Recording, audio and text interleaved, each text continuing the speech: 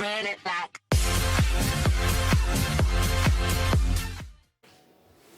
Hi everyone, welcome again. This is Teacher Kabara's English language YouTube channel. Today's lesson is lesson 11. Before I'm coming to present lesson 11, let's revise the previous lesson. Do you remember the previous lesson? Yes, I can. Example, please. Regular and irregular. Regular, cook and cooked. Regular verbs ደግሞ go went. Thank you very much. Thank you, my friend. The previous lesson is, as my friend said, regular verbs and irregular verbs, and the past form of did, used to, and was and were. So we discussed the general functions of these three verbs in part 1.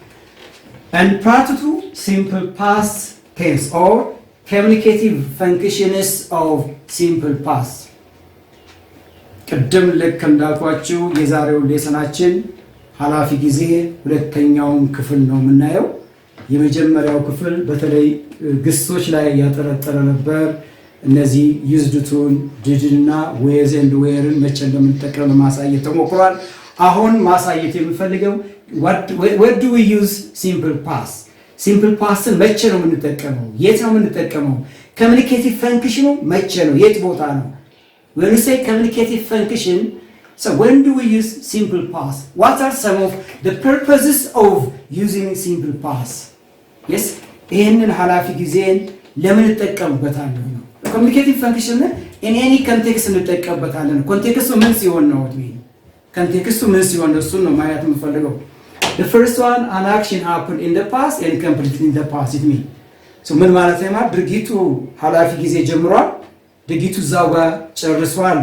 No connection at all. ምንም አይነት ከአሁን ጋር ኮኔክሽን የለውም። ይሄ ነው አንድ ኮሙኒኬቲቭ ፈንክሽን ነው። ለምሳሌ just he went to New Delhi, he went to Nairobi. I can say they did something, or we did our assignments, or we worked hard. All these examples refers about simple past. No result at all. An action started and completed in the past. It means ድርጊቱ ዛጋ ጀምሮ ዛጋ ጨርሷል። ከአሁን ጋር ምንም አይነት ግንኙነት የለውም ነው። ምክንያቱም the underlying words are simple past. It means the underlying words are simple past. Let me just give some examples here. He grew up in Ireland. The highlighting marker grew up is simple past. So ምን ማለቱ ነው? He grew up in Ireland. እዚህ ጋር ሬድ ማርኩ የሚያሳየው ሃይላይቲንግ ማርከሩ የሚያሳያቸው ሲምፕል ፓስት አክሽን ቨርብ ነው። አየርላንድ አድጋ ነበር ማለት አየርላንድ ትሁን አሁን አየርላንድ ውጭ ከአየርላንድ ውጭ አይደለም። እዛ ማደጓን ብቻ ነው ያረፍተ ነገር የሚገልጸው።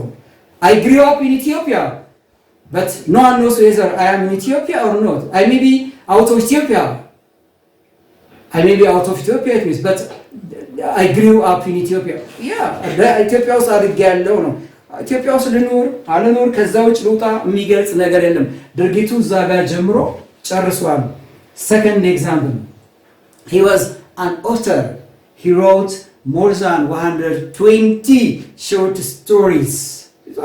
He was with his simple past, and wrote is also an action verb. He did it, but I don't know whether he continues to write short stories. ከመቶ 20 ሾርት ስቶሪዎች ወይም አጭር ልቦለዶች ወይም አጫጭር ታሪኮች ጽፏል ነው። አሁን እየጻፈ ይሁን አሁን ሜቢ ፖዚሽኑን ቀይሮ ይሁን we don't know about the author. It means he wrote ስንል ጽፏል ነው። አሁን ግን ይጻፍ ምንም እናቀው ነገር የለንም። No result at all at the time of speaking, at the time being.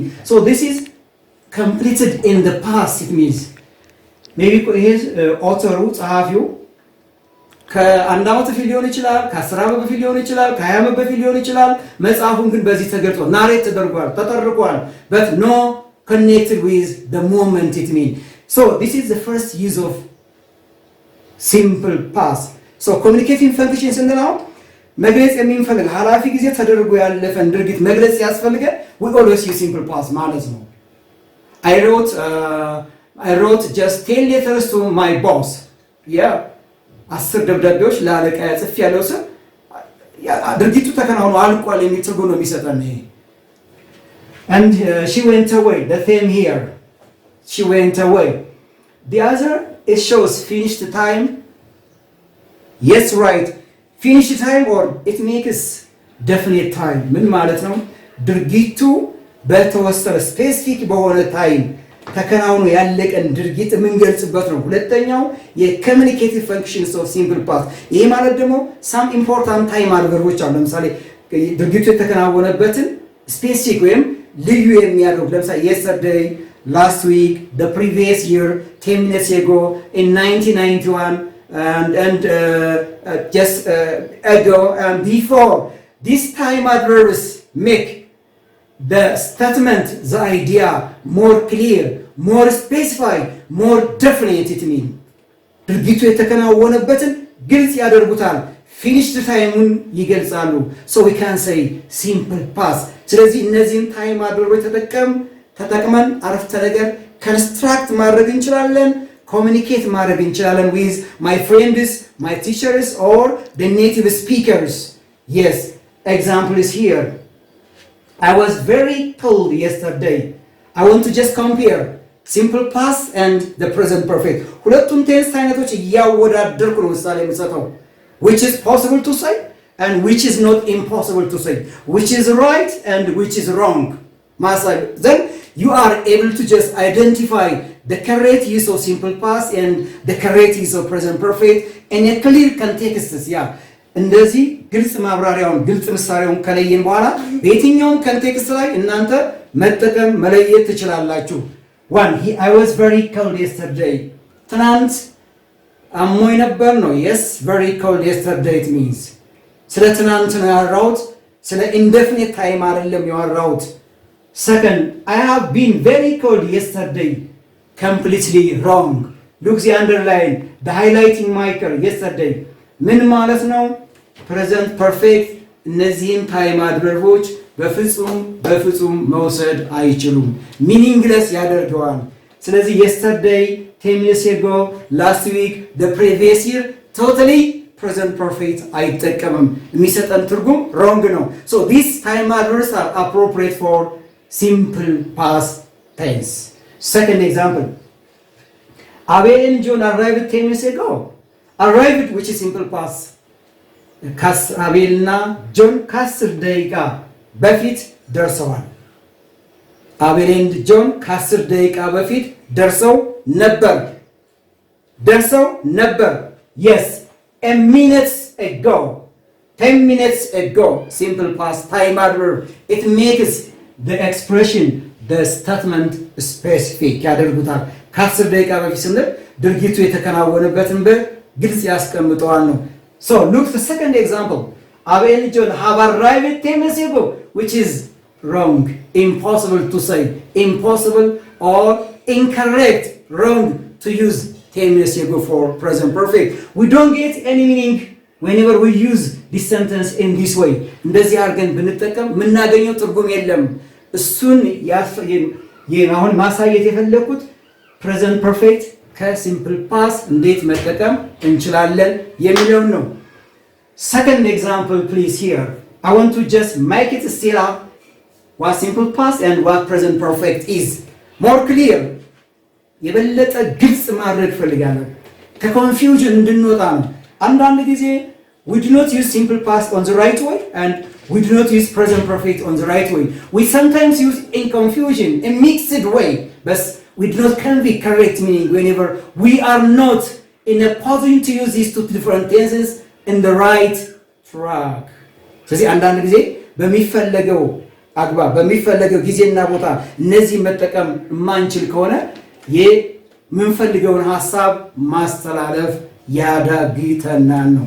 እዚህ ጋር ማሳየት የፈለኩት we use just present perfect for recent information and recent happening and recent things. ባለፈው ፕሬዘንት ፐርፌክት ላይ ግልጽ ገለጻ ሳደርግ እንደነገርኳችሁ አንዱ የፕሬዘንት ፐርፌክት አጠቃቀማችን ሪሰንት ቅርብ የሆኑ መረጃዎችን ቅርብ የሆኑ ዜና የምናቀርብበት ቴንስ ሲምፕል ነው፣ ፕሬዘንት ፐርፌክት ቴንስ ነው። ለምሳሌ ኒውስ፣ ቢቢሲ ኒውስ and CNN News and Ethiopian Broadcasting News. All these news have announced with present perfect ለምን ከአሁን ጋር ግንኙነት የሚቀርቡት ዜናዎች ከአሁን ጋር ከምናወራባት ጋር ወይም ከታይሙ ስፒኪንግ ጋር ስለሚገናኙ ሪሰንት ኢንፎርሜሽን በፕሬዘንት ፐርፌክት ነው አናውንስ የምናደርገው። ነገር ግን ሲምፕል ፓስት በዚህ ኮንቴክስት አንጠቀምም። አንድና አንድ wrong use of this. But I want to add one thing please. If our conversation or our dialogue continues, we are obliged to use simple past. ምን ማለት ነው? ኮንቨርሴሽናችን ወይም ንግግራችን እየቀጠለና እየጨመረ ከሄደ ምናወራው ምንዘረዝረው ጉዳይ እየጨመረ ከሄደ ሲምፕል ፓስት ልንጠቀም እንችላለን። ሲምፕል ፓስት የተለያዩ not only simple past, maybe another different types of things, because we depend on the conversation that we are going to converse with my friend, with my teacher, with another speakers. Yeah, converse ማድረግ የምፈልገው ሰው ጋር የተሰጠን ምናወራው ጉዳይ ይወስናል። ስለዚህ የተለያዩ ቴንሶችን ልንጠቀም እንገደዳለን። Let me give you two examples here. Look, F1, friend one, it means F1, friend one. Look, someone has split something on the sofa, has split, which is present perfect verb. የሆነ ሰው ሶፋ ላይ ላጠ ወይም ልጦ maybe ብዙ ልጫ ሊሆን ይችላል፣ ብርቱካን ልጫ ሊሆን ይችላል፣ የሆነ ነገር ላጠ። friend two, F2, well ምን አለው? አሁን የዚህን ኦፕኒንግ ስቴትመንት ምን አለው? No, it wasn't me, I didn't do that. Yeah, no, it wasn't me ማለት የኔ አይደለም፣ እኔ አይደለሁም ነው። I didn't do that፣ እኔ አልሰራሁትም ነው። ያ ልክ ነው። I haven't do that, it hasn't been me, it hasn't been me. Wrong response. I haven't done that, it is not the right response. እንደዚህ ብለን ልንመልስ አይችልም።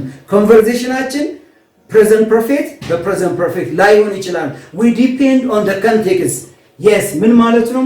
it wasn't me, እኔ የኔ አይደለም፣ I didn't do that፣ እኔ እንደዛ አላደረኩም ወይም እኔ አላጥኩም፣ ልጨ ሶፋ ላይ አልጣልኩም ነው እያለ ያለው። ልክ ነው። ስለዚህ the opening statement is present perfect and the second response is simple past. So we can just use simple past on this way. If the dialogue continues on this way, we sometimes use simple past. Let me add some examples here. A1, I have burned my hand, which is present perfect. Burn it. አሁን እጄ ተቃጠለ። አሁን እየተቃጠለ ነው ማለት አይደለም፣ ያቃጠልኩት ነው ማለት አይደለም። I have burned ስንል እጄ ተቃጠለ። እጄ ከተቃጠለ በኋላ የመቃጠሉ ውጤት አሁን እየተናገርኩ ያለው የሚገናኝ ከሆነ I have burned my hand ላለው እጄ ተቃጠለ። ሪዘልቱ ምን ሊሆን ይችላል? I feel sick ሊሆን ይችላል። yes መታሙ ስሜት መኖር or my hand is bleeding እጄ እየደማ ሊሆን ይችላል። ይሄን አይቼ ይሄን ትርጉም ልሰጥ እችላለሁ። ፕላስ የፕሬዘንት ፐርፌክት ሪዘልት ውጤቱ ከታይም ስፒኪንግ ጋር ስለሚገናኝ I have burned my hand ላለው so my friend wants to ask this question how it happened. እጄ ተቃጠለ ብዬ ስነግረው ጓደኛዬ መጠየቅ የሚገባው ጉዳይ ይኖራል። እንዴት ተቃጠለ? ምን ስራ ተቃጠለ? ሲጠይቀኝ እንዴት ይለኝ how did you do that? ምን እንዴት ተቃጠልክ? እንዴት ተቃጠልክ ሲለኝ yes when I picked up a hot dish, የሆነ ትኩስ ብረት ድስት ሳወጣ እጄ ተቃጠለ። If the dialogue continues on this way, we sometimes use such kinds of simple past verbs. So this is how simple past is integrated with present perfect, but the meaning is still different. It means still different.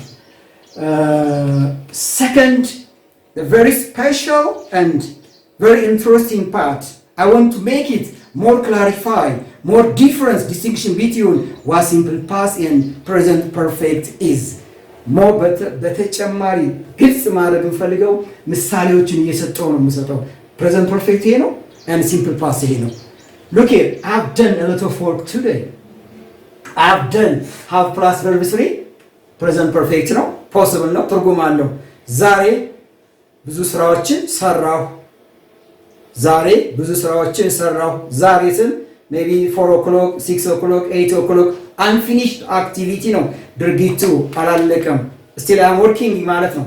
still I am working ማለት ነው። I have done a lot of work today. present perfect ይሄንን ወደስ ልቀይረው ወደ simple past.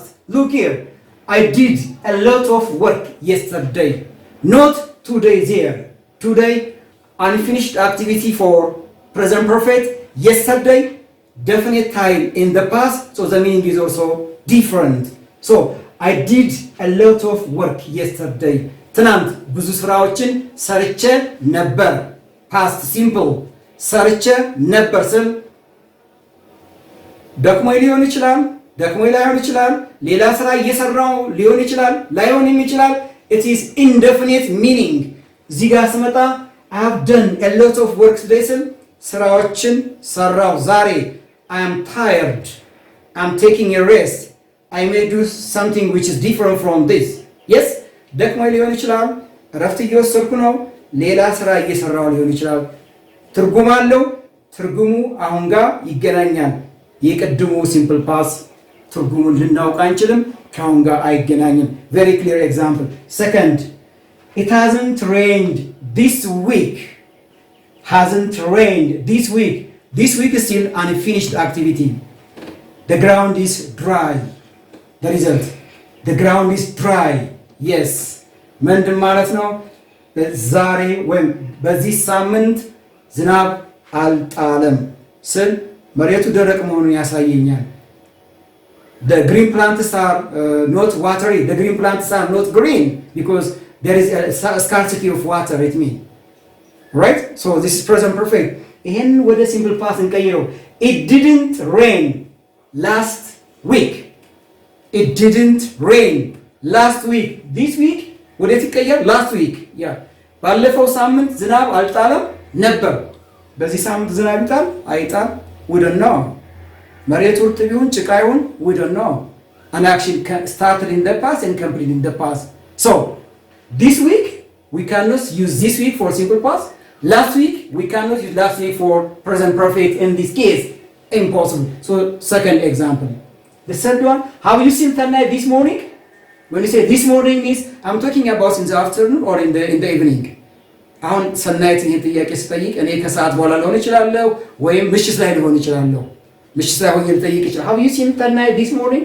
it is አሁን የሚያሳየን unfinished ድርጊቱ አላለቀም ነው። have you seen sunlight this morning? ዛሬ ጧት ሰናይትን አያት? ዛሬ ጧት ሰናይትን አያት? ካያት yes I have seen፣ ካላያት ደግሞ no I haven't seen ብለን መልስ መስጠት ያችለናል። this morning, look, when I change this question into simple past, did you see sunlight last summer? did you see sunlight last summer?